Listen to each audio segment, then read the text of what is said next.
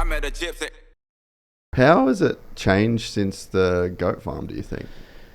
What Just the program, the vibe, like what's the advantage? Because that makes sense. Yeah. To have a facility, to have everything in-house, just to be able to lock the gates. Like, I know some secret shit goes down there from time to time. Dude. But how has it changed in that time?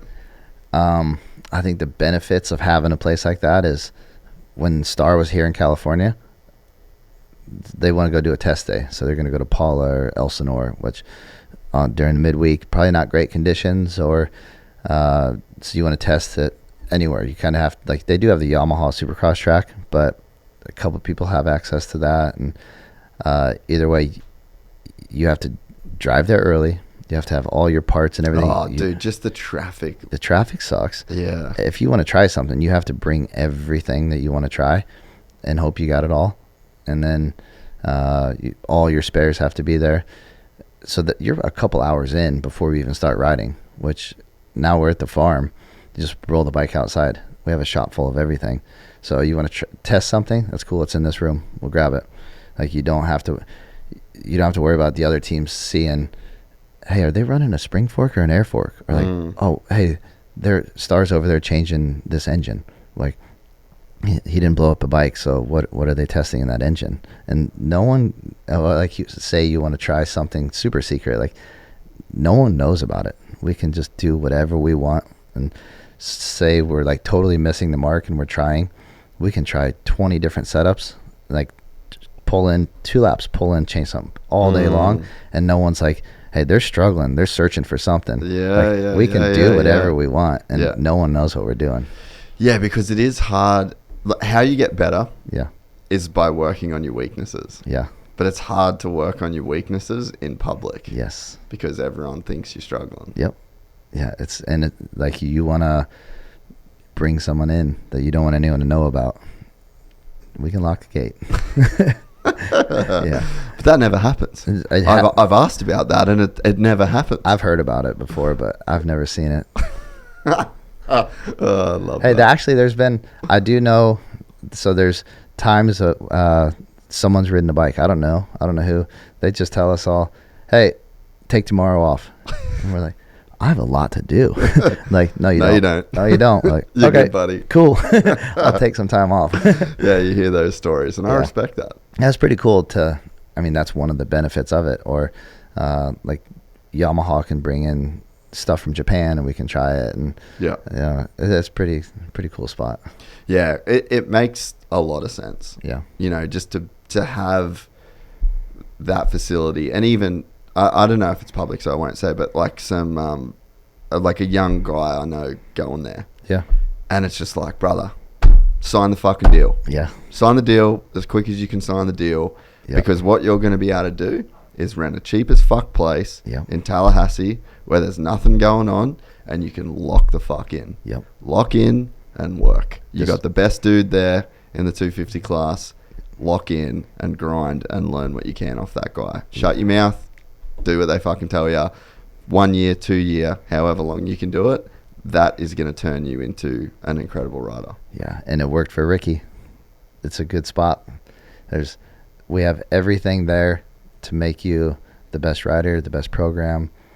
And dude, when I started there, like the shop they built, it was the shop only, like the mechanics room was the only thing done. Like the rest of the building was just framed. So I watched that get finished, and then they've put up a whole nother building identical to the size of our shop, and it's got a full gym in it. The guys they don't have to leave. They can come there and do everything at Star. It's fully come in the front gate in the morning, and by the time the riders leave, they're completely done with their program. They can go home. They don't have to go to the gym. It's already done. Like, they are investing in every aspect of their program, not just the motorcycle, not just the track. Like, let's say it's going to rain this weekend. They're like, shoot, we need to do some mud practice. Cool. Go fire up the water truck. Flood the track. Flood the track. Yeah. Like, that stuff. Like California or any public track, they'd say, hey, we don't want you killing our track. Yeah. And we're like, yeah, we have a track guy. We have the means to flood it. destroy this track. Let's go get comfortable in the mud. Did you guys do any of that this year when you knew that there was going to be the mud races at the start of the season? No, we did it the year before. So Huh. we've done it. Like, we've tested mud setups, and like I said, leave no stone That's unturned. so sick. Yeah. It must just be fun. Yeah. To have, because I mean, even for me, right? Like that's the dream. Like, I want to have a big place with a big studio. I can have the gym right here. I got the studio. We got the edit room. So I can just come to work in the morning. I can do jiu-jitsu. I can fucking do whatever I want. You know, got like music set up. Just all in one place. Just give me a huge shop that I walk in, do all my things, and then when I go home, I'm home. Yeah. You know, like that is how you be productive. You set up your life to have as little obstacles in between the things that you need to get done. Yeah. And you just build it in that one place, lock in, get it done, and then leave. That's the easy way to stay locked in, is just have everything right there. No distractions. You don't have to leave. Yeah. I can see, I've talked about it before on here, I can see the one thing that would be a struggle if it's not your personality, though, is just the fucking battle every day of just like that ego battle of, like, I bet Haiden is just swinging his dick around every fucking day. And it's like, if you're not, whether it's like off the bike or on the bike, whether it's, you know, there's a guy out there that is riding great, and you know, that's like the benchmark. And I could just see that getting tiring. And I know, like, from going to jiu-jitsu, there's just some guys you just fucking don't want to deal with them every day. Yeah. And it's like, I don't want to deal with this dude and his ego right now. Yeah. And that is hard to stay in, but there's a massive opportunity for growth there. Yeah. Because you need to put your ego aside, focus on yourself. There's a real lesson that you can learn, and that's a muscle that you can train. And, you know, you train that muscle, or at least for me, I train that muscle when I go to jiu-jitsu. Like, I get anxiety. Yeah. I'm like, I'm going to have to fucking go with this guy. It's like, this is going to be a thing to deal with, you know? And that guy, he wants to beat you every single time. Yeah. And you're just locked in this battle with this dude. But do other people want to go up against this guy when he's the best one, and so everyone can see where they're at? Yeah, and I guess that's sort of what I'm getting at, you know, like, there's a headspace where you can get into where it's like you put your ego aside and you're like, I'm going to go and I'm going to focus on myself and I'm going to do the best. I'm not going to take it personally if I get beat, you know. So there is an opportunity for growth in that, but it is also very, very tiring to know that you're going to have to deal with that shit every day. I see that when you are the benchmark, like when you are the red plate and everyone wants to compare to you, like, do you want to spend this energy trying to beat them on a Tuesday, or do you want to save it, or do you feel like you need to fight them so they don't have false confidence, so that when you are paired up with them during the race, they're like, I beat him last week. I've already beat this guy. Yeah, you want them to be like, dang it, he beats me every single time. So it's really good because it elevates everything on the team. The guys can get a real sense of bike feel and race pace every day. But also, do you want someone to be like, damn it, he beats me every single day and I can hold him off for 22 minutes? And like, something like, do you want anyone to have that confidence? So there's positives and negatives to training with such a big group, but it's pretty cool to watch every day. You get to watch racing every day. Yeah, I bet, bro. Yeah. You would see some gnarly shit. Oh my gosh. And like you said, with the egos, like, people don't want to get beat. Even if no one's watching, only 5 mechanics watching on a Tuesday, they don't want to give it up.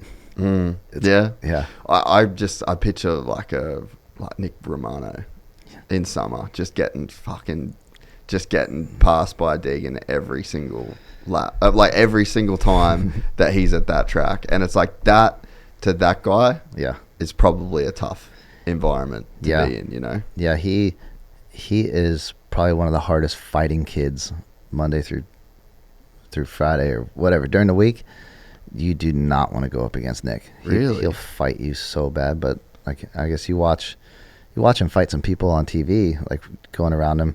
That's his same thing every day. So he actually left and went and trained. He's got a place in Claremont, so he left this summer and went and trained down there, I think with Tom and Levi, actually.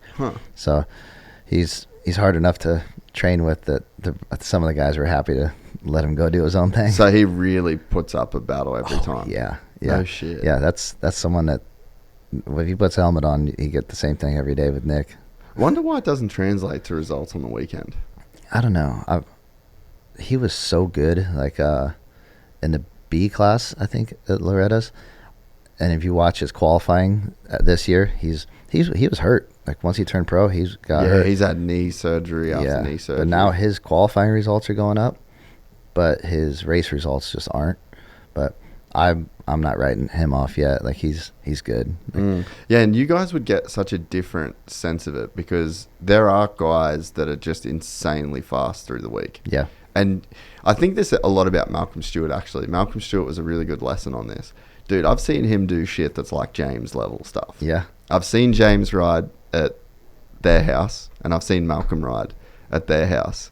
And like, Malcolm is gnarly. Yeah. But you just don't get a chance to see it in the same way through the weeks for whatever reason, like through at the races. There's like so many other guys around. They might be carrying injuries, the fitness. Like, I think that's one thing that maybe the average fan wouldn't quite understand is just how important being uninjured is in terms of the fitness. Yeah. Because it's like it takes years and years and years of uninterrupted work to build that fitness. Like, look at what Hunter's doing now. Yeah.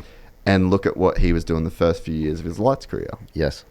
Because he was hurt. Yep. And he could not get that fitness back. You give him a couple of years with no injuries and that work gets a chance to compound. Yeah. Man, it's so underrated. And you look at guys like Malcolm, Nick Romano, like there's so many, Christian. Yeah. There's so many guys where they just go back to zero. Yeah. And you've got years ahead of you before you're back on pace. And some of those some of the injuries you can heal from in 6 weeks or 3 months, and then you're just out the fitness. But some of them are like Christian's elbow, dude. Like that's a big one. Like that affects his technique is a lot. Like there's some people have some pretty big injuries, like Guillaume Ferez. Yeah, he broke his femur, and he hasn't been back. But he was on going up, broke his femur. He hasn't raced this year, so I'm curious to see how he's going to be when he comes back. You have these big injuries. Sometimes you just can't get back into the top 10 after that because everyone else just advances as you're trying to recover. Takes too long to get ready, and a team doesn't want to wait it out, and there's another guy that's hungry and fresh and ready. You get rode off pretty quick. If you enjoyed this content, please like and subscribe. And to listen to the full 3-hour podcast, search Gypsy Tales in your favorite podcast platform or click the link in the description below. Gypsy Gang.